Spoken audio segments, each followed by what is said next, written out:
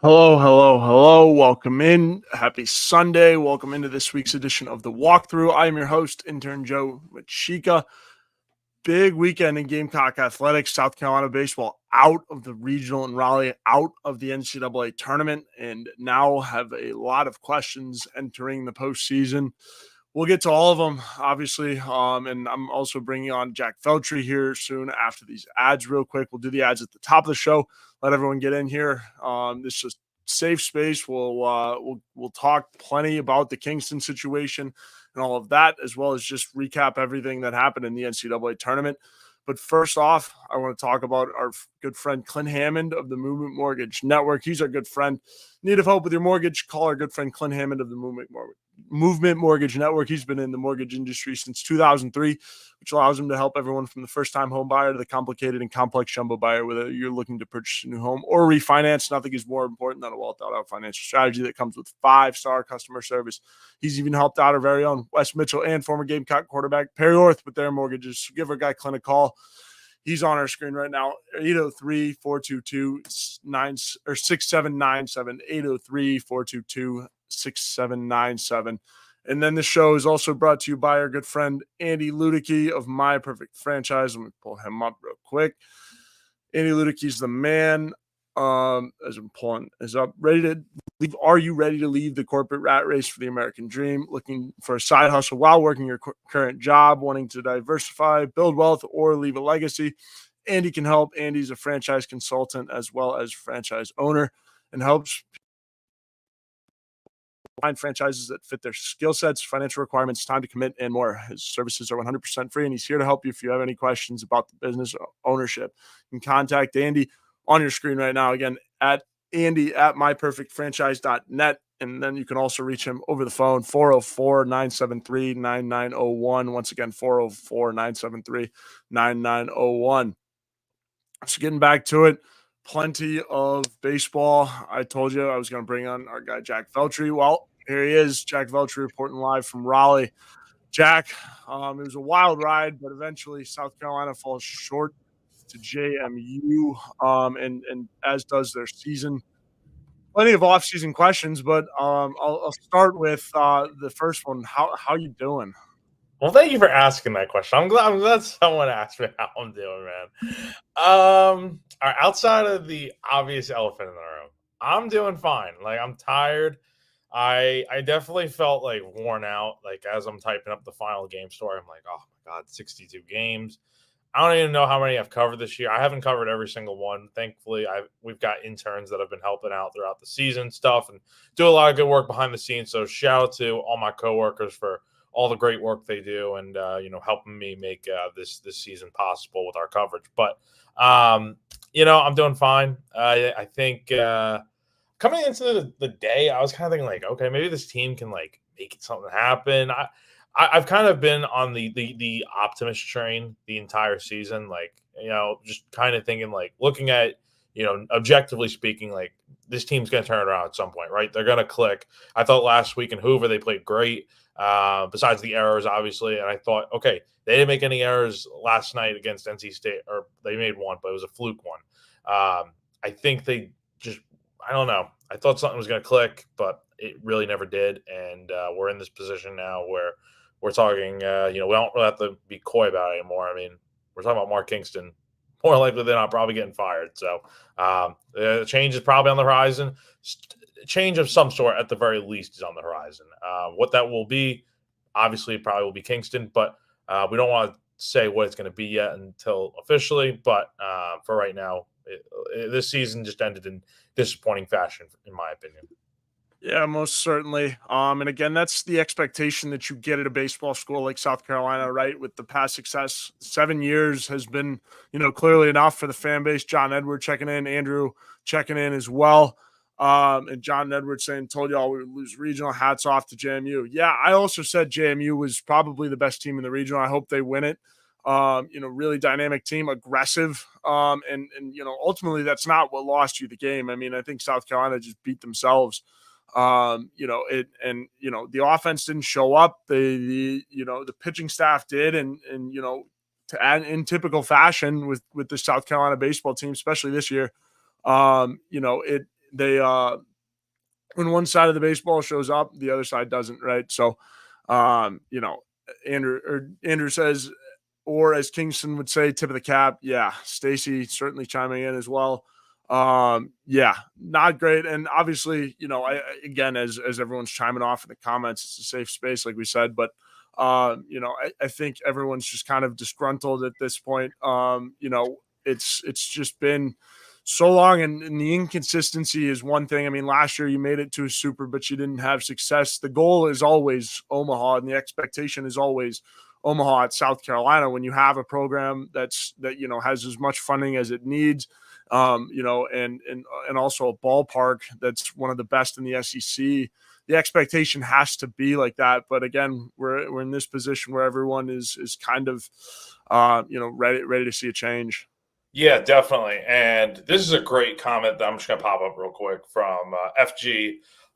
Kingston said, the season is not a failure. You make it to the tournament out of the SEC is a good season, but looking to get better and get deeper into the tournament. And yeah, I can read off the full quote real quick. I have it pulled up on my laptop. And here's the full quote, and I'll give my thoughts on it after.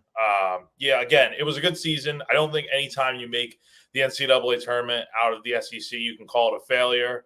It's still, we want to get better. Obviously, we still want to be getting further in the postseason than we did, but I don't think you can call it a failure. Only 64 teams made it. We want to be one of the last 8, clearly, so that is very disappointing. Disappointed for those kids that gave it everything they had, and I'm disappointed that they had to suffer from that frustration today. So, again, a good season, but always looking to have a great season. So I have a lot of thoughts on this, and thank you for bringing that up, FG. My take on it is that,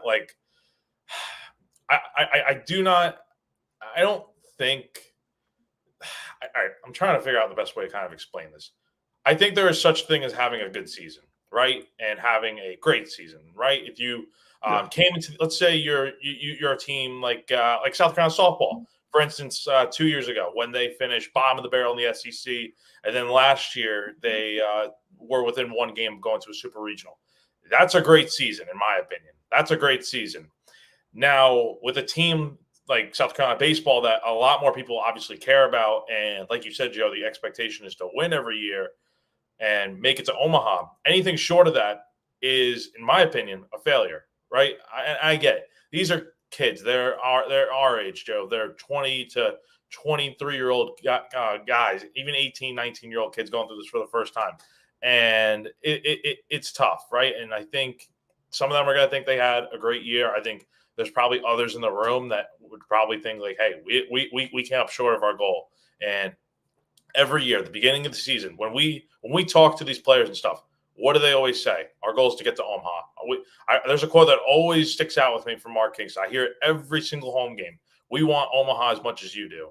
And look, they came up short again. That's the reality. And I think they gotta, I don't see how this was a great season when you took a step back from last year. You were within 2 wins of going to Omaha last year, and you didn't even particularly come close. Your offense fell so flat today, and I think, I don't know what more you could say. I'm trying not to, be Mr. Negative here or anything, or, bash anyone. I enjoyed covering the fine line. Yeah, I enjoyed covering the kids.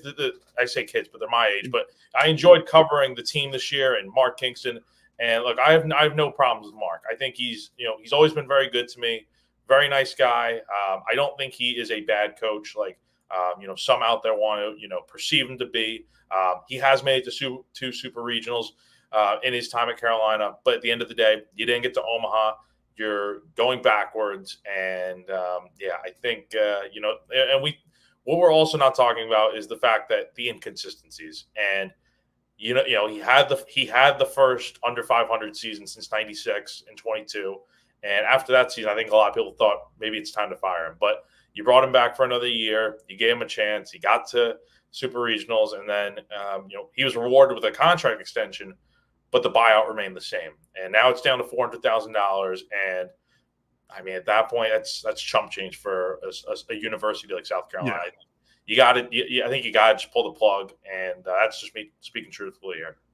Yeah, I mean, obviously, I think, it is time to move on from Coach Kingston. And this regional was, it was served to them on a platter with the situation that they were in, right? A lot of teams with high ERAs out of that bullpen, all you had to do was, have your pitching staff, which is, should have been, I guess, your specialty, step up. And yeah, it just sucks out, right? Because I mean, Coach Kingston, right, good dude and all that, but it certainly seems like it's time for a change. In a program that has illustrious history like South Carolina's, you can't spend 7 years just going up and down and up and down and up and down. It eventually gets old. And obviously, I mean, you saw with the portal already, guys that were leaving, Javara Martin, couple guys. I think it's going to continue to escalate as this Totally. program, gets reset. And, it's going to be interesting to see who leaves too, because nowadays with the transfer portal, right, Jack? I mean, you know this as well as I do. I mean, coming up in sports media in the transfer portal days that I mean, you shouldn't be shocked by anybody at this point.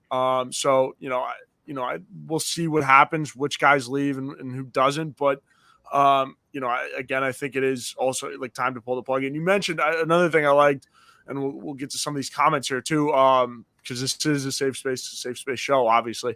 Yeah. But is the buyout, right? Because again, it is chump change for South Carolina, and especially for a baseball program that you take pride in, and like I've mentioned too at the top of the show, you're in a really really good position in the SEC with all the funding and everything like that. So, yeah, really good.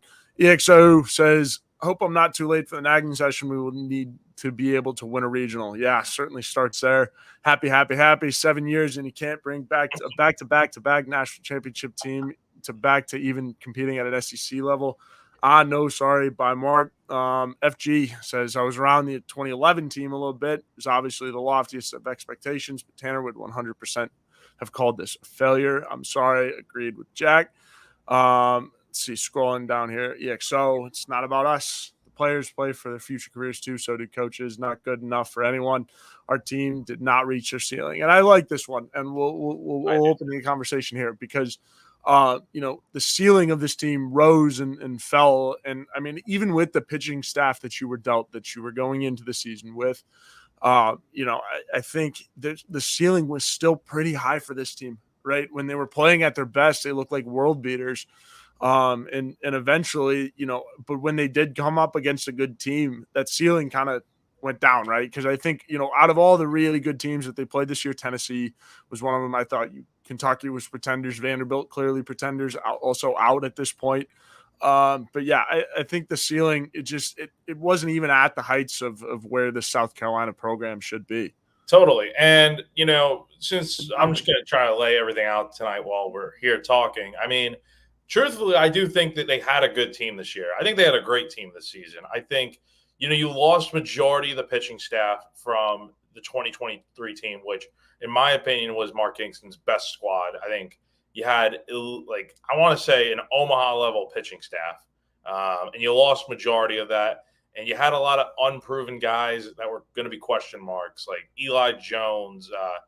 What is your ace, and how's that going to look? And a lot of other guys. Dylan Eskew was your Saturday starter at the beginning of the year. He only pitched maybe under 10 innings in 2023. How's that going to look? And I'll give Kingston and the staff credit and Matt Williams. I think they did a very good job in the first half of the season, kind of piecing it together. Now, where the problems lie in the second half is you didn't have a rotation. Eli Jones kind of fell apart midway through the season. It took a while to kind of figure out who your guys were going to be, and then Garrett Gainey obviously becomes a starter at the end of the year. And look, I don't blame South Carolina for putting him in the bullpen and making him the closer at the beginning of the year. I don't blame him at all. He wasn't good as a starter at Liberty and Winthrop. So I don't blame Matt Williams, who was also Gainey's pitching coach at Liberty, for making that kind of decision. It just so happened that they kind of fell backwards into having to have him start at the end of the year. But I think the issue is that they just did not have a consistent pitching staff. As the season went on, you had no rotation going into Hoover, and you were just puzzling it together. I'm trying to think. It's like I don't know. It's like putting a Jenga tower together, right? Dude, I've been saying he's been playing Yahtzee with the pitching staff all year, exactly, right? I mean, it exactly. almost feels like Yahtzee. Like you take them all, you throw them in there. It's like, all right, roll the dice. Let's see what we can get this weekend. Totally. And another thing is that they had a lot of their offense returning this year. You had Cole Messina, Ethan Petrie. You had some newcomers coming in, Parker Nolan, Kennedy Really good Jones. ones too. Yeah, and some panned out, some didn't. I think there's going to be a lot of turnover after this season. I think you're going to see a lot of guys come and go. I think next year's squad's going to look a lot different. We're going to have to learn a lot of new faces together. But I think for the most part, the offense did very well this year. They, especially kind of like coming into this weekend, they had been hitting the ball well, scoring you a lot of runs. But it's funny that the way their season ended is the issue that had been around for so much of this year and then went away a little bit and then came back right at the end of the year on the final day of the year with runners in scoring position. Runners in scoring position has been a major issue for this team this year. They had so many problems driving guys in. And I mean, look, it went away for a little bit, in my opinion. They hit the ball very well in timely spots in Hoover, in my opinion. But when it really counted today, and I know they were like, I don't even want to say that they were facing. I mean, they were facing a good pitcher, but like they could have hit him. Like they definitely could have. I mean, it's JMU, guys. This is a mid-major program. I get they're having a good year, but this is South Carolina baseball we're talking about. This is the SEC.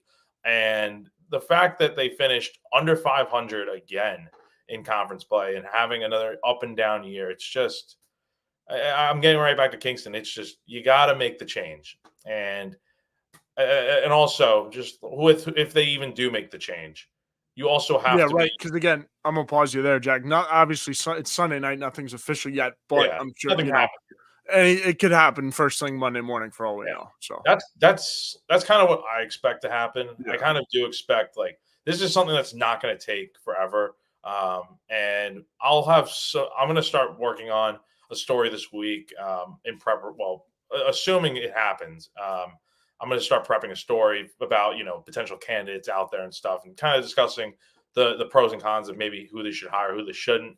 But with Kingston, it's just I kind of lost my train of thought because there's so many things going on with. oh yeah, But and we'll get to Crawford. I like this. yeah, let's read this. Let's read this comment. All right, so yeah, from Crawford, it seems to me that the issues are much more than what's on the field. An infielder transfers out and says that he wants to belong to a winning program and goes to LSU, maybe bigger problems than we realize. Yeah, I mean, I would say certainly something underneath the surface that we didn't see or give Braswell credit for, which is crazy, absolutely crazy to be sitting here and saying that at this point and knowing kind of what we do about the whole transferring and stuff. And maybe it is a fluke, that whole the quote and all of that and the way things ended up. But Crawford could be onto something here.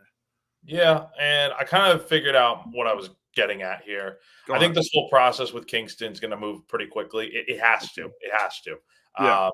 It wasn't. I was joking with our photographer on the car ride back that Ray Tanner is going to be waiting at Founders Park for the team to arrive and just make it happen. But more seriously talking here, I think what we'll see is Mark will probably meet with administration tomorrow, and then he'll have his obvious end of season meeting with Ray and Chance Miller and all those guys, and they'll probably discuss where the program's heading, and they'll probably have some sort of. I think Ray probably already knows what he needs to do. It's just a matter of whether or not he thinks it's the right decision, and I think a lot of people think moving on from Kingston is the right move. We'll have to see what happens, and then from there, I think whatever decision is made. I'm sure one of the big, D1 Baseball America, someone will, report it and make it official. But I do think, obviously the team will have a meeting and then guys will, learn what's going on. And some are going to transfer, some might stay and wait to see who the new coach might be. But again, we're talking all about this hypothetically. I mean, I think there's probably like if I had to put a percentage on it, I don't know, man. Like just the way I heard Kingston talk today after that post game, it's not like he was giving all the right answers, and it's not like he was taking shots at anyone or being all defensive and stuff. he said all the right things in my opinion. It's just the look on his face after the game and stuff was like, that's a guy that kind of knows like his fate's kind of certain and locked in, and how he's coming back next year. I don't think he deserves it. I don't think he deserves it. And I'd love to give him the benefit of the doubt, but I thought, for most of the year, he's going to come back for another year. If they get to a super, he's back for another year. And a lot of people aren't going to like that, but I thought maybe he'd be back for another year. I don't see it now. It just doesn't seem like it's going to happen. But I think point is, all this stuff should transpire pretty quickly, and you got to get the next guy, like a guy like Tom Walter from Wake Forest. Wake season's over.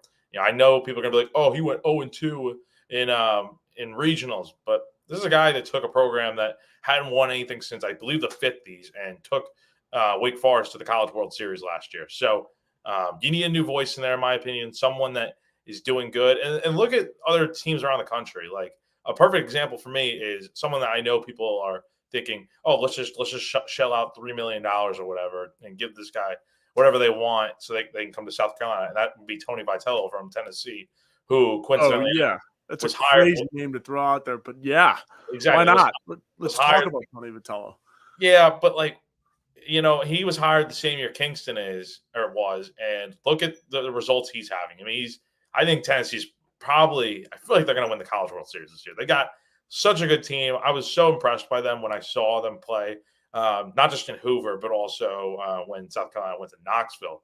But look how far he's taken Tennessee since he was hired, and look at what Kingston's done. Kingston is it's a roller coaster. It's a roller coaster that goes up and down. Up and down and up and down. With Tennessee, you're just at the beginning of the roller coaster. You're going up, up, up, up, up. And are you going to stay up? Or are you going to go down? I think they're going to continue to stay up. But with Tony, like, South Carolina should not be just shelling out as much money as possible unless it's for a guy like Tony Vitello. Yeah, totally. But like at the same time, you got to hire the right coach, and you have to do a thorough search. I think there are other good coaches out there. And why would Tony Vitello ever leave Tennessee? No, that's to South Carolina. Yeah. This is going to be an enticing job if South Carolina's job becomes available. But I mean, it's also like, why would you leave Tennessee when you're doing so many good things there? And it's probably a better baseball program, in my opinion. So that's just my 2 cents on it. But again, this is all speculation, and who knows what's going to happen. But like, you imagine if that actually happened, though? Like a guy like, I think that, and obviously perfect for a place like South Carolina with the atmosphere and the traditions and everything like that. Like, that guy will take your program and go. But I think Tennessee is just a ripe little orange. Totally. And I think one more thing that fans especially need to consider and thinking about, and for all you listening, appreciate you guys tuning in to Joe's show. He does an awesome job with the show. I always enjoy listening. But my point is that, whoever they do, if they ever do hire a new head coach, you have to give them time. And, I'm sure next year, if there's a new head coach, I'm sure if they lose, the first game of the season on, February 20th or whatever, there's going to be people saying, oh, why did we hire this guy? Fire him, fire that. You can't, I think they're just trolls at the end of the day, but, realist baseball fans have to know that, like, hey, building a winner takes time. It's not all going to happen at once. It's not going to be like Mark Kingston's first year every time, where you're one win away from going to Omaha, or Lamont Paris's second year and you're going to the NCAA tournament after finishing 11-21, or you're Shane Beamer winning 8 games and beating Tennessee and Clemson in back-to-back weeks in your second year. It's not always going to be like that, and there's going to be ups and downs. But you have to give it time if you want to build a successful program. And you can't just expect, oh, we're going to make a change right now and everything's going to be so much better next year. It's not going to happen.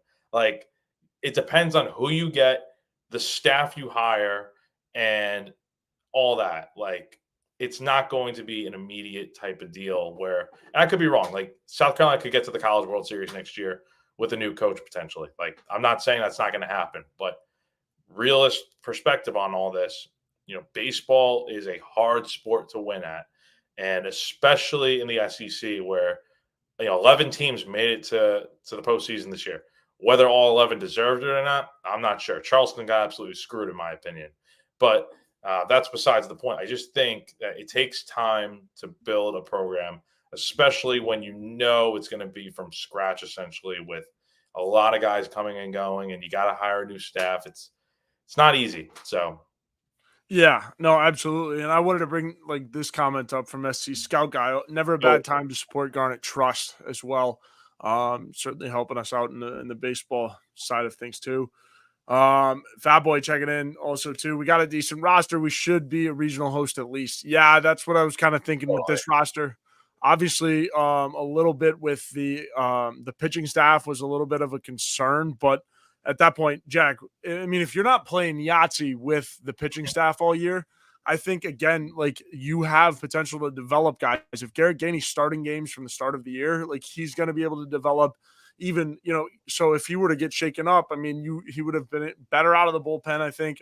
So, and it's tough, right? Because you are playing with a mixed bag and you're only playing with basically, how these guys played in intra-squad scrimmages in the spring yeah. and fall, right? You don't really have any warm-up games or anything like that to really judge off of. So, yeah, you were playing Yahtzee with it, but at the point that you were at, and I think at the beginning of the season, those were the obvious three starters, right? I mean, it was the clear and obvious choice, but how Kingston and everybody went about it was ultimately is what's going to cost them here. But yeah, no, I agree with Fat Boy. The roster was good. You had a lot of returning players that had produced for you in the past. Something just went wrong. Something just went wrong. Oh my gosh, a lot went wrong. You got swept. You went 0-6 to end the regular season. And we saw the ending 0-3 coming, but to get swept by Georgia, Jack, I think that's when the tide like really, really turned, and it's like, oh, like here we are. Like it's after getting swept by Georgia at home, team that you probably could have swept, honestly. And that is not the sole, like those final 6 games. No, as brutal as they were, I was at every single one of them.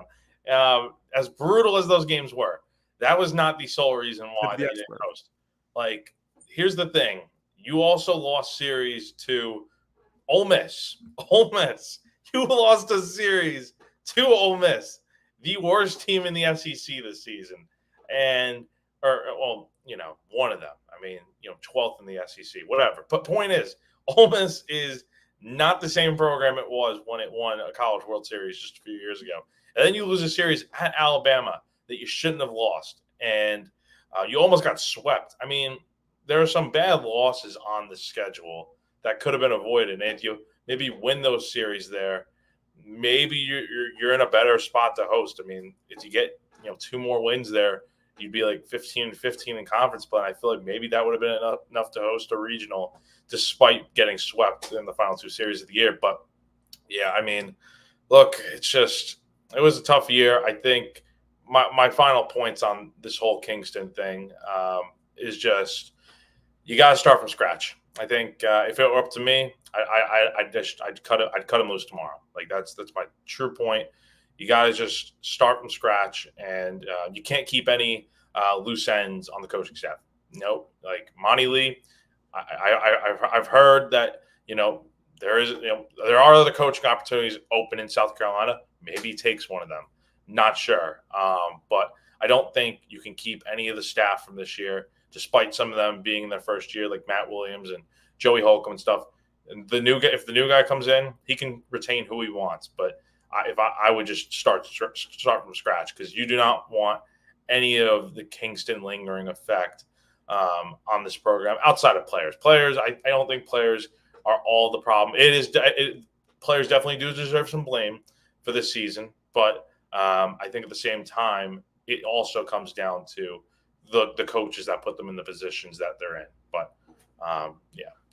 yeah, it'll be interesting, Jack, most certainly. A couple more comments. Martin, I wanted to hit on Martin's real quick because I agreed. All right. I think, the way that they were tweaking the dial, right? I was talking about this, whether you take pitches, right? It's like, all right, like, wait for your pitch. But then they started to dot you up on the black, and it's like, oh boy, like, all right, you got to swing at things that are closer now. Well, you tweak that dial back the other way, you're going to strike out more. So I think it was a matter of, and Monty Lee, Coach Kingston, everybody on the coaching staff working on this, you're just tweaking the dial too much, striking out way too much. So not great. So good point from Martin. Appreciate Martin checking in as well. Connor Louder says beat Georgia and we would have hosted a regional. Yeah, exactly. Easy. Doesn't matter if you get swept by Georgia. Like, I'm sorry, Tennessee. Like, if you had beaten Georgia 2 or 3, it really wouldn't have mattered. Like, I think you would have been hosting a regional. All you had to do was win one game at Hoover if you beat Georgia and get swept by Tennessee. Win one at Hoover and you were hosting. It's ridiculous. Yeah, exactly. It's tough. But there is a comment I did want to hit on, Joe. Yeah. This is an interesting one, and I didn't know if I was going to talk about it tonight. But I want to be a voice of reason for the Gamecock fans that think hiring Landon Powell is a good decision. And I'll make this quick. First off, we need new softball and baseball head coaches. I agree. Bev Smith, I've enjoyed covering her over the years for my time in college and stuff. But, I don't think softball is as big of a deal at South Carolina. I think if you get to the postseason, that's good enough. It doesn't bring in much money at all. And I'm not trying to be disrespectful or anything, but that's just the honest truth. Baseball is a lot more important at this school, and who you hire is a lot more important too. And if Bev's getting to the postseason every year, I think that's good enough. But hiring Landon Powell, let me ask you guys this, and chime in the comments if you definitely want to. If Landon Powell did not go to South Carolina, would you hire him? Like, to me, I would not. Like, I think, like, he's a former Gamecock and he played in the early 2000s and he's, a legend here and all this and that. And he went to North Greenville and won that's the important thing. D2 national championship a few years ago. And let's also remember that he got bounced in regional play this year. His team got bounced in regional play. Would you ever hire a guy that comes from the D2 ranks with no other experience? Absolutely not. Absolutely not. And look, I've talked to Landon before. Got the chance to talk to him for a story right after North Greenville won that D2 championship. But the fact of the matter is, he doesn't have experience at the D1 level. That's a major risk anyone would be taking on him to hire him from, go from D2 to the SEC. It's a whole different league here, man. And it's just completely different. And look, Landon's a great guy, good coach, but he's got to go to a different program, I think. A smaller, like SC Scout guy is kind of saying here. This is perfect from our SC Scout guy. Landon Powell is the type of coach that you want to take another larger job and prove himself before you consider him, right? Exactly. He's one big job away from being almost clear cut, but he has to have success at that bigger job too. You can't just have it and then pan off. But I agree. Take your Gamecock fandom glasses off. Stop drinking the Kool-Aid for a second, and let's think with our brains here. It's just not. It doesn't. Not right now. Not right now. Now, 5 years from now, if South Carolina hires another dud in the coaching ranks and swings and misses, then let's have that conversation. Long as Landon Powell has coached it. Like, let's say he gets hired for the Winthrop job. That's just a random example I'm thinking of because Winthrop has an opening. If he were to take that and turn Winthrop into a winner, then it's like, okay, yeah, go ahead. Like, I'd be on board with it. But that is such a major risk. And if that backfires, it's like, while he's a legend at South Carolina for his time as a player, a lot of people are going to be thinking on him as this guy who, should never have been hired. And they'll think of his time as a head coach here at South Carolina. And, it is what it is. But, you gotta hire someone that is a proven winner at a D1 program, a big D1 program, in my opinion, one of those Power 5 schools, and go from there. But they got to get this one right. Chad Holbrook is a name that I see thrown around the comments here. I think firing Holbrook or resigning was the right decision. I think a lot of people will agree with me. I didn't watch South Carolina really growing up, but from what I understand, that was the guy to be, the next man after Ray retired as head coach. And I think it was the right hire. It just didn't work out. Plain and simple. missed the postseason twice, and here's a funny thing: Holbrook's last year was a season in which the Gamecocks went 13-17 in conference play, and also made it to the SEC tournament semifinals. The only difference was they just didn't get to a regional. So I think when you compare it, it's like it's a no-brainer that Kingston should not be back next year. But to say that Holbrook shouldn't have been fired, you had to do it. But I think South Carolina, in a lot of people's eyes, just didn't make the right hire from the beginning. But I'm also interested to hear, as someone that didn't go to school here yet at the time in 2018 and didn't follow the team.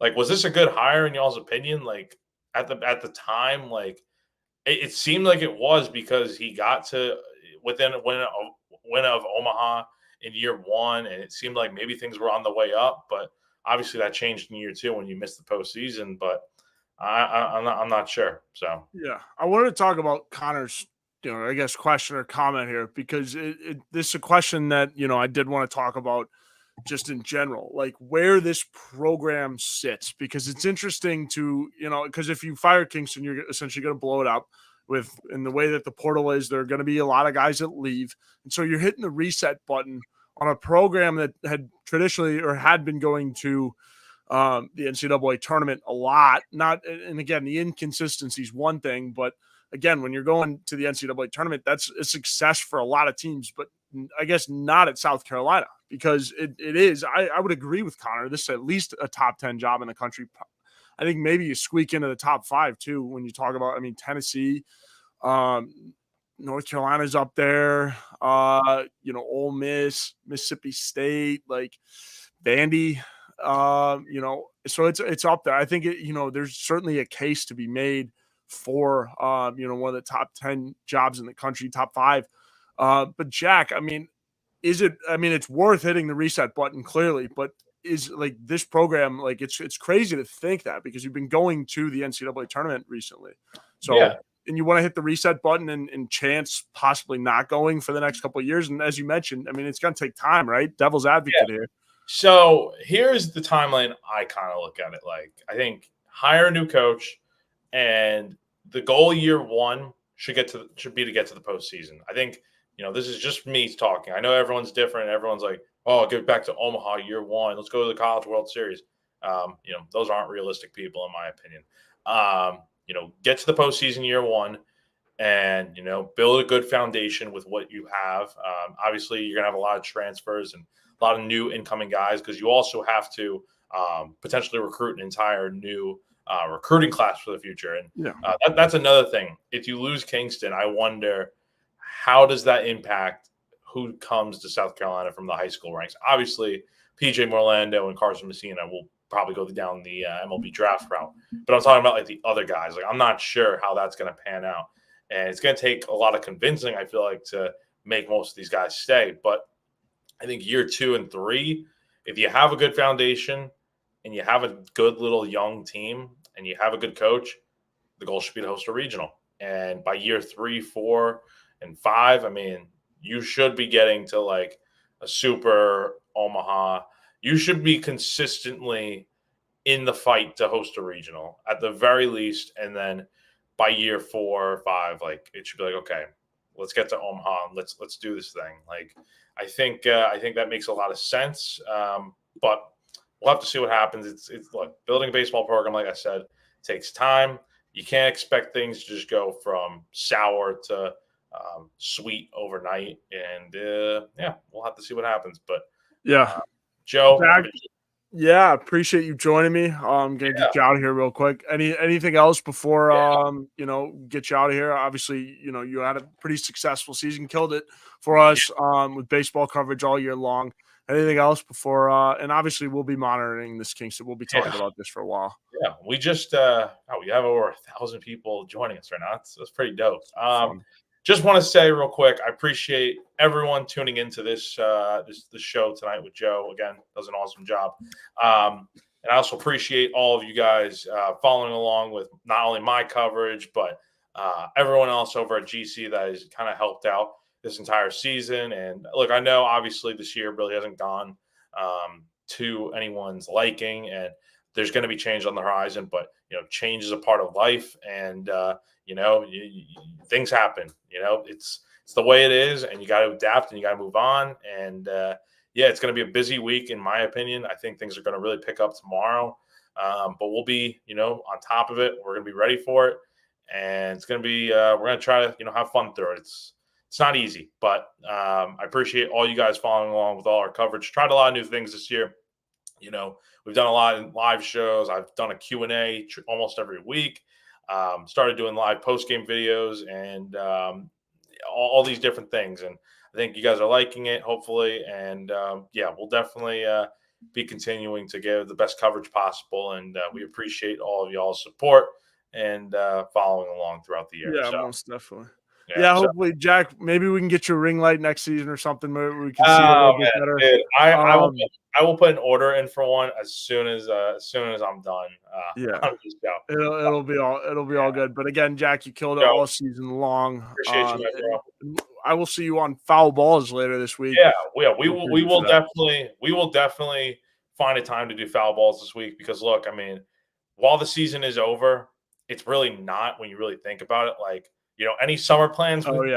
Any summer plans? I don't have any plans right now, other than my birthday later in the summer. But for right now, it's like the season is not over. Like, it's the off season, but things are going to be changing, and we got to cover it, and that's just the way it is. So definitely expect to see a lot of continued coverage over these next few weeks. Stay locked into GamecockCentral.com, and that's going to do it for me. So I will see y'all later. Sweet. It's Jack Veltri. Obviously, we've got some more time to go on this show, as always. But I did want to bring Jack in here to break it all down. But we'll get to more comments here. I did like this one, or Jeff Allen, real quick. Yeah, we can follow up. Obviously, as we know, kind of what comes out and whatnot. So yeah, we'll do our best to keep you guys updated about that.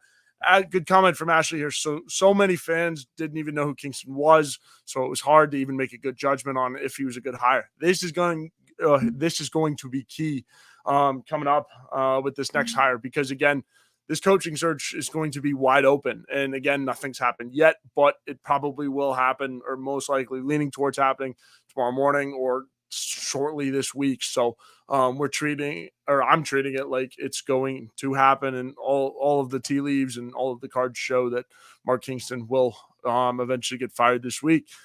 SC Scout guy, Tennessee isn't a top 50 job.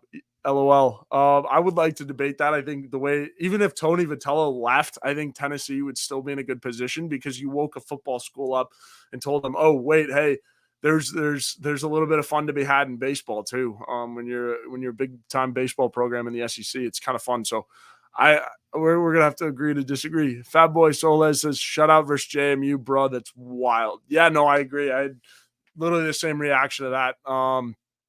Not great.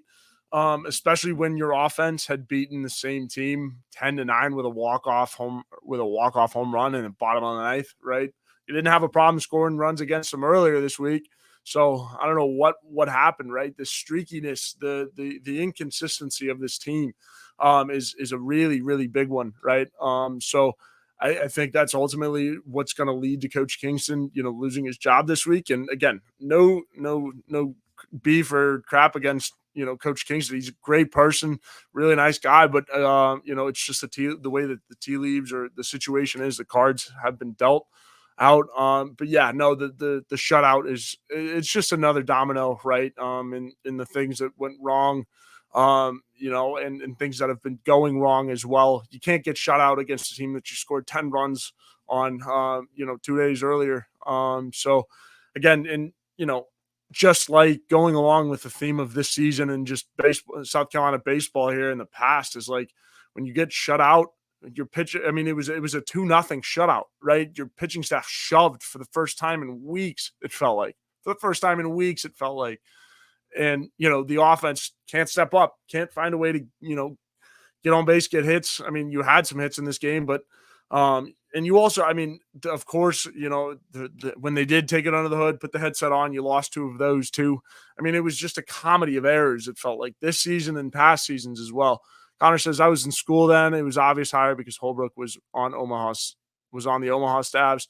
He was kind of tabbed as Tanner's successor. Yeah, and it'll be interesting because there really is no clear successor. SC Scout guy says, if the NIL money is there, I think you could rebuild very fast. Yeah, I think it's going to be interesting to see, right? Because with the way that the transfer portal is, especially with college baseball and social media and all of it. I mean, I'm Gen Z, and so like it's just different. It's changed so much more, and the power of social media and the power that lies in a cell phone these days, right? So I think it could change really fast, and again, you need the collectives and everybody, all hands on deck, from the fan standpoint too. But yeah, I agree. I think the way that college baseball is, and you look at who Kingston added this year, who, obviously some transfer panned out, some didn't. Kennedy Jones was one of your better ones. Um, Blake Jackson was a starter it felt like all season long. Gavin Casas was a transfer at one point, from coming from Vandy. Parker Noland, also coming from Vandy too. So Tyler Causey played at UNC. So there was a lot to like, in the transfer portal. And I think, the way that this program is set up, excuse me, the way that this program is set up, right. It's set up for a lot of success. And I think, guys want to come play here because of the history of this place and the setup, the fact that you're in the SEC, you've got a dope football team, and it's just a really awesome school. Like I think that adds to it. When you have NIL, it's never a bad time to donate to Garnet Trust, as always. But I think it most certainly adds to it. Andrew says, Martin, it's much easier to win at the lower levels when there isn't that much competition. Winning a small program only proves as much. In big competition like winning at Vandy. I agree. SC Scout guy again. I bet Kevin O'Sullivan would listen if Ray Tanner called him. It's another name. That's another name going out there. Kevin O'Sullivan, man, oh man, would that be a hire? Blair says, I'm on both sides of the fence here, but I do think we need to change. Landon Powell is the guy we need. He has a different style of coaching that can definitely work. Yeah, again, it'll be interesting to see. Let's see. Jeff says, Kingston was never afraid to be, was never and never will be one of us. He never took ownership of the team. Never see him with any amount of enthusiasm toward our program. Time to move on. Yeah, and that was something also too. Like, he really, wasn't as outgoing, going to games, that kind of thing, as some of the other Gamecock coaches were. And I think in a baseball program, as big of a brand as South Carolina baseball is, you certainly need that. Martin says, appreciate both. Season has good moments like the Blake Jackson walk-off. Yeah, that Blake Jackson walk-off was absolutely insane. We can talk about that for a little bit, reminisce as well. I was at that game with some friends. I was not covering it, but man, oh man, I was there to absorb it most certainly. And the Gavin Casas homer, he got pinch hit, and it's like, all right, well, there's only one thing that this kid can do here, and that's probably hit a home run. So he hits a home run, and then you homer again, Dalton Reeves, and then Blake Jackson to tie it, which was absolutely bonkers. And then he goes on and walks off again with a game-winning home run. Absolutely crazy. Roger Shaw checking in. Appreciate. Yeah, that was when Jack was checking out. Scrolling ahead here, EXO says, I would appreciate some time analyzing the season to see where and how we fell short. A lot seemed to be mental. Yeah, and I would agree, right? I think statistically there, you looked decent across the board. There were some categories that you fell short in, but ultimately what it came down to this season was just, mental. Like, you just weren't there. The consistency mentally was just not ever. You weren't on the same page. We could go back and look, but I don't think you were on the same page for maybe 1, 2, maybe 3 weekends this season at the very least. So, kind of ridiculous. And again, I think it's more mental. And I think, when you change coaching staffs, and cleaning house, I would agree with Jack too. If you miss, Jack jumping on, you can check this episode out on YouTube. Go back, rewind, check out the whole thing with Jack. Jack and I were chatting for a good half hour here. But yeah, I agree. I think, when you clean house, that eliminates some of the mental stuff. They won 8-7 and 10. It was 8-7. I don't know why I was thinking 10 runs. It's been a long weekend, Andrew, for sure. Martin says Gamecock hitters looked like they were putting too much pressure on themselves. Yeah, couldn't agree more, especially today. And that's part of college baseball, right? You have to step up when the lights are on.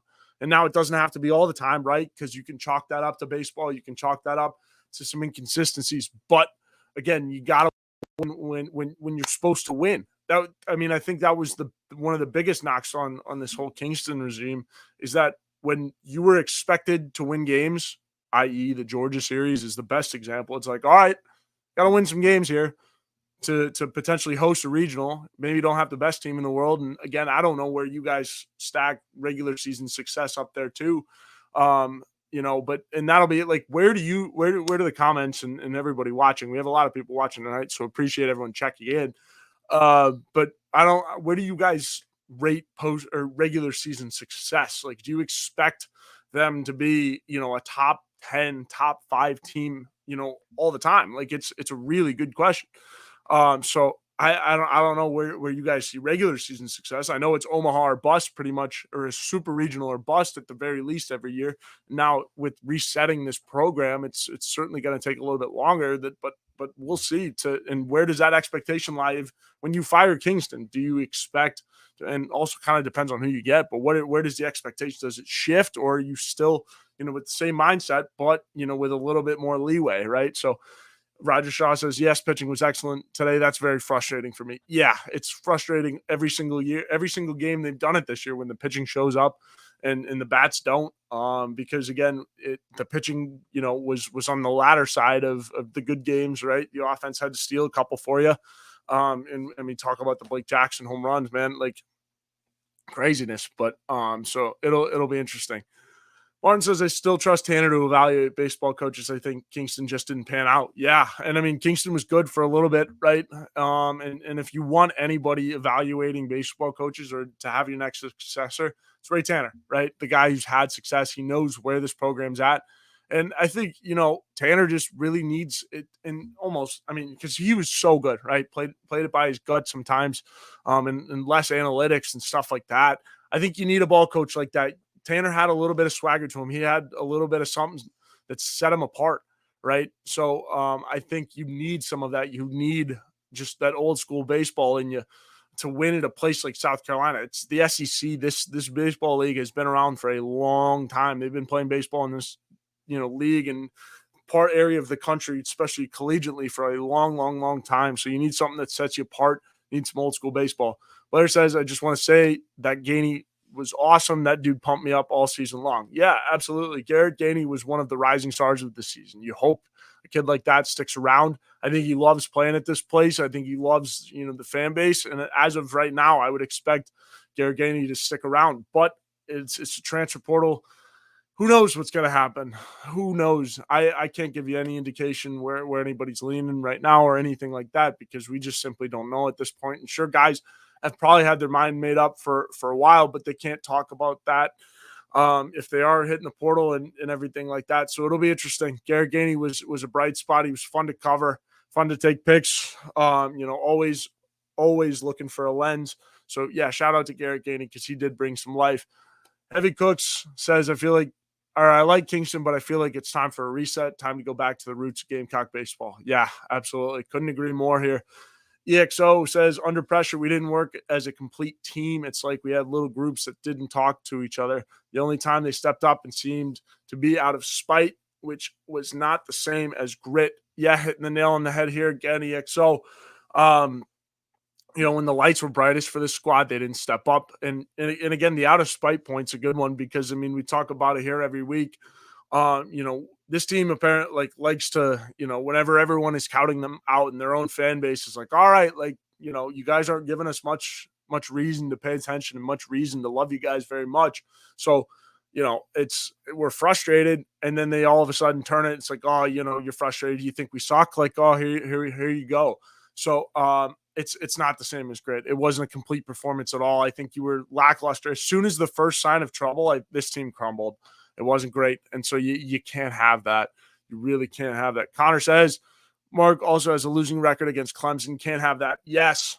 Another emphasis here. Cannot have that against Clemson. Clemson's an ACC school. You have been the big brother program for a long time. And I'm sure, Clemson fans, if any Clemson fans are watching this, are probably getting a chuckle because they have been on top recently, but you got to fix this. baseball should be something that you're holding over Clemson's head. Let them, have the right off and the Dabo sunset, if you will. But I mean, you can't have them, beating you in baseball. Martin said, sadly, we are getting further and further from the national championships. College players no longer remember the national championships because they were like 5 or 6 years old. Hey, I was 9 and 10. So yeah, I mean, I guess to date myself, even there, 2 freshmen, it's going to be like 5 and 6. Martin says this program is losing respect. Yeah, and I think that is why it's time to pull the plug. I think that's why you have the expectation is up high, and so the expectation up so high for this program because you don't want to lose that respect nationally. And again, I think you are losing it too. To Martin's point, Connor says his team just didn't have the clutch gene. Plain and simple, Connor. Plain and simple. They did not have ice in their veins, if you will. And just, and sure, there were situations where they did, but against good teams, they did not step up. Again, you swept Vanderbilt, sure, but where's Vanderbilt right now? Same spot you are, sitting the butts right at home. Or, I mean, Vandy's probably already back, and this South Carolina team's probably already back to Columbia too, honestly, at this point. But Jeff Garrett says 8-0 lead and loss to LSU was typical Kingstoning. I love how we've turned Kingstoning into a verb here, just blowing the game.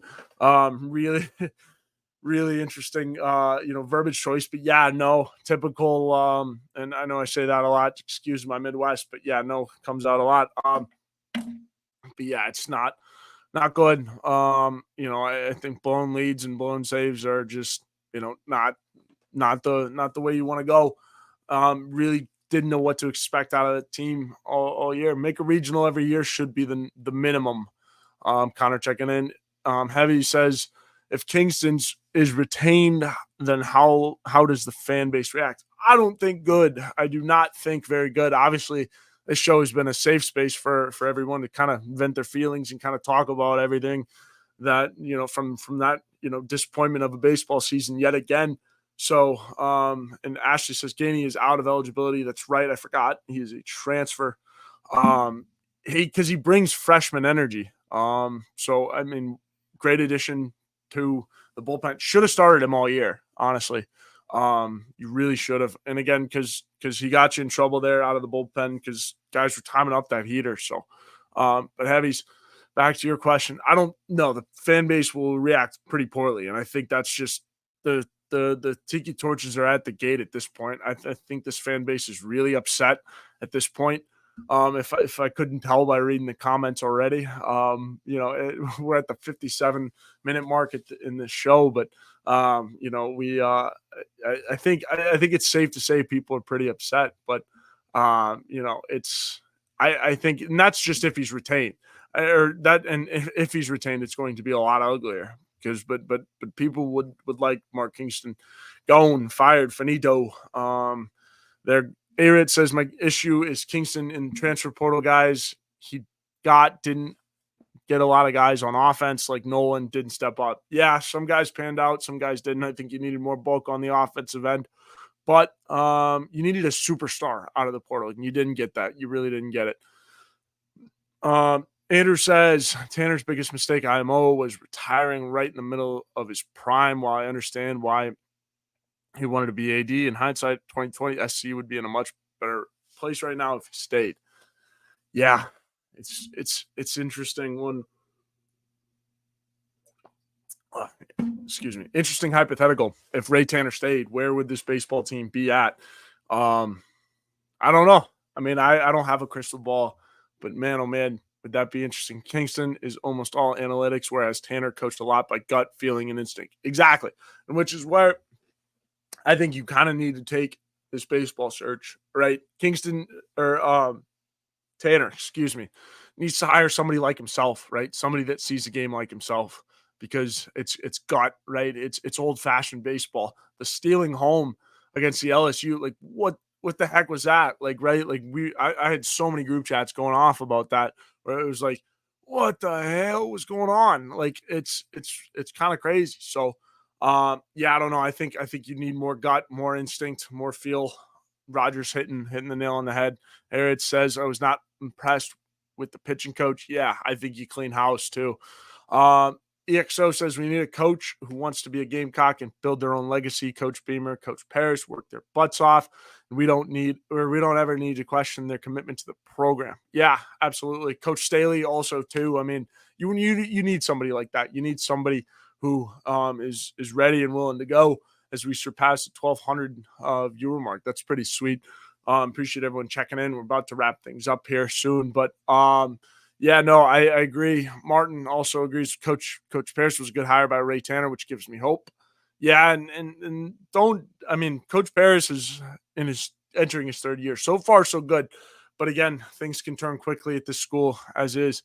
Andrew says Clemson leads SC when it comes to the all-time baseball or record in baseball, so I can understand the series being competitive, but getting swept by them in 22 and then going 0-2 against them this year is unacceptable. Excuse me. No, I agree 100%. Clemson, you have to be the big brother program in this rivalry, right? Because you've had more success on a national level than they have in Omaha and everything like that. So needs to be better. Just needs to be better. Let's see. Connor says, who are we worried about transferring outside of Petrie? New roster would be nice. Yeah, I think a quick reset would be nice. We're going to have to learn a lot of faces, and it also depends on the coach, too, where he's coming from. Because, we know one thing. Coach Beamer's bit my tongue. Coach Beamer's proved well, where your coaching tree and who guys you've talked to has mattered, right? And guys that, have been on your coaching staff, talking about transfers and guys like that, that matters. So it'll be interesting to see, where this next pickup comes from, what kind of players he's been recruiting already, and go from there. But yeah, I think, there's a couple other guys that you should be LeCroy, but LeCroy, the fans at LeCroy's throat right now. So I don't know if they'd be too pissed about that one.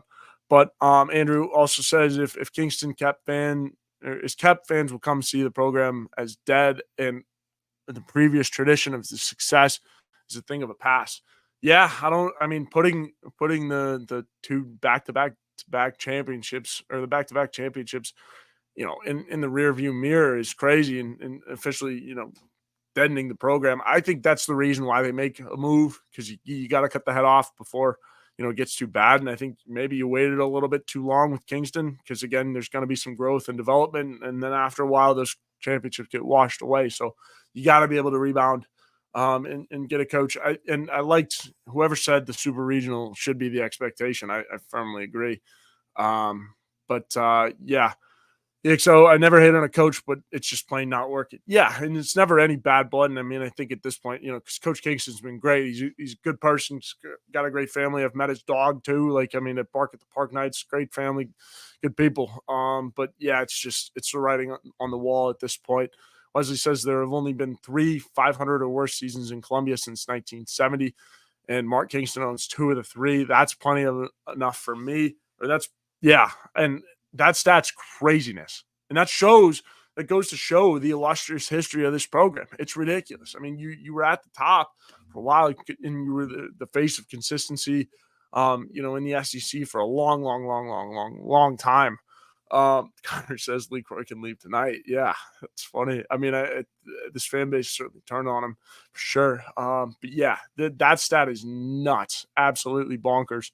And the fact that Kingston owns, that many of the season, it's just been at the end of the day, right? I'm getting ready to wrap things up here too. Big show tonight. Appreciate everyone tuning in. But biggest thing is the inconsistency.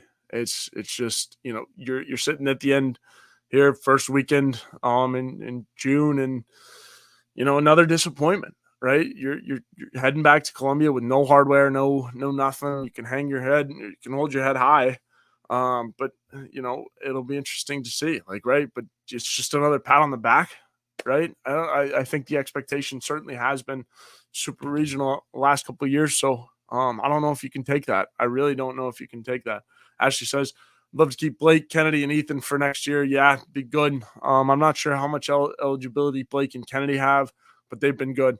They've been good. But yeah, again, Connor LeCroy can leave tonight. It says, I'll help LeCroy and Kingston pack his bags. Yeah, certainly a tough run, tough go for Tal LeCroy.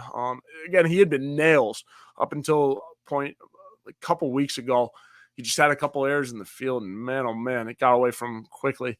Andrew says, honestly, considering how good this program is, it's kind of crazy SCU only has 2 national titles. Yeah, that too. I think, the talent that you brought in, I don't know. I don't want to bring up the C word and the curse word and anything like that, but man, I think it's certainly time for a reset, if you ask me. Martin says last year was a good team. Maybe give him one more year if he can keep enough pieces. Yeah, Martin, we're playing devil's advocate. We've officially hashed this thing out all the way to the end, to where we're starting to talk ourselves into something else. Interesting take. And I mean, I personally was on the pump the brakes crowd, but again, I think if you want to hold on to relevancy, because again, it goes with you got to accept the growing pains that go with it, right? You really do. You got to accept the growing pains that come with, chopping the head off from the top and getting things going. So I don't know. It's an interesting spot. A-Rit says we never should have gave Kingston an extension last year. Yeah, but the buyout is chump change to, the South Carolina school. They bought out Will Muschamp for a lot more than what Kingston's buyout is, let me tell you. And they did that pretty darn well. I mean, it was an extra year delayed, but they bought Will Muschamp's butt out pretty quickly. EXO says, let's cross fingers and Tanner can find the best people for our program. Yeah, and exactly. I forget who, I think it was Ashley that said it earlier. But the fact that, Kingston wasn't, or Coach Beamer wasn't an attractive hire out of, the first place. Lamont Paris was not the attractive hire, right? Look how that panned out. So again, and obviously we all remember the Lamont Paris search. Sure enough. Connor says, Joe, I'll buy you a beer in Charleston. You're the man. Appreciate the coverage in the outlet. Yeah, Connor, if I'm down in Charleston, absolutely would love to catch a brew from you. I don't drink anymore, but would love to absolutely just kick it with you. Absolutely. Would be a lot of fun. So if I'm ever in Charleston, would definitely hit you up and kick it for sure. But yeah, a lot of viewers tonight again. Appreciate everyone tuning in. And as I mentioned, this was a safe space, hashing out all the thoughts here about the South Carolina baseball program, because I know, again, and clearly with as everyone watching tonight, clearly feel, great about this, South Carolina baseball program, feel pretty passionately about it too. So when it's time for a change, man, I think, when it's time for a change, it's certainly, the writing is on the wall, and it's on the wall tonight. So we'll see as this, situation develops. We'll have everything for you. I'm not sure what we're going to be doing with, obviously this show will continue throughout the summer. We might do some scheduling stuff, switch it up as things slow down, but it'll be interesting to see. EXO checking in. Really enjoyed the shows this season. Yeah, EXO, absolutely appreciate you being a part of them. Bringing the comments, bringing all, showing all the love. Blair says, I was in school with LP. The slander is really unwarranted. Yeah. I love LP. I think, good coach for sure. Another good person to have, at the helm, right? I mean, we've sang LP's praises on this show enough. And again, if the writing's on the wall for LP, in the next couple of years, we're gonna have that hard conversation. But yeah, Charlie, checking in again.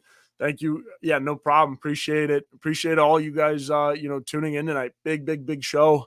Martin says 3 months till the next Gamecock sporting event. Yeah, but we will have all the coverage. We got some summer football to talk about too. Plenty of recruiting, coming up in the month of June. Big weekend. A lot of big visitors, on hand. So Wes and Chris will have a lot for that. Then when we hit July, moratorium week kicking off. But then next thing you know, we'll be talking about football right around the corner. A lot of big things. I've been hearing a lot of things about Lenore Sellers this offseason. So heard he's been lifting, doing some really good things in the weight room. He lifts with the running backs. I found out this weekend, if anyone, a little tidbit for the end of your show here, Lenore Sellers has been lifting with the running backs. And has been, I'm not saying moving around a lot of weight, but is moving a weight outside of, quarterbacks have been moving. So if Lenore Sellers goes out and has the kind of season that everyone inside of the program has been telling us that he's going to have, he should win the Heisman. So I don't know. Do I think that's a real expectation? No. But do I think he's going to be really darn good? Yes. And we're going to talk about that plenty more this summer as things get going. But yeah, again, really big show tonight. Appreciate everyone, tuning into our little safe space, our little, South Carolina baseball, rant session, if you will. But appreciate everyone tuning in. We'll be live this week. Obviously, we're talking Tuesdays. We'll have Foul Balls, the baseball show coming up as well. Break down this whole season, go back through it all, and really look ahead to the future. So, again, appreciate everyone tuning in. It's been a big show, big night. And hope you guys have a great week. We'll be a part of it. If you missed any of our show tonight or missed any of my show tonight, be sure to go to Gamecock Central or to the Gamecock Central YouTube page. Sorry, I'm running out of gas here a little bit at the end. But go to the Gamecock Central YouTube page. You can find all of our shows in its entirety. Go to the little live tab and you can find it. My interview with Jack was really, really, really dope. Checked in with him and got his take on all of this as well. So that was super fun. And if you miss, if you want to know when any of our shows go live, next to the subscribe icon, you can hit the little bell. So like, subscribe, all the good stuff. It's crazy that I'm saying that. Andrew says Sellers is a redshirt freshman, so it is hard to think that he can be a Heisman contender, but I do think some teams will try to steal him from the portal by the end by year's end. Yeah, it's something to watch. You got to hold on to your guns, man. You got to hold on to your guns. You gotta hold on to your dogs, man. And I think Sellers is going to be one that's hotly pursued, and got to make sure you're doing everything to make him feel at home, man. So yeah, it'll be interesting. We'll have plenty of football talk coming up, all this week, all that.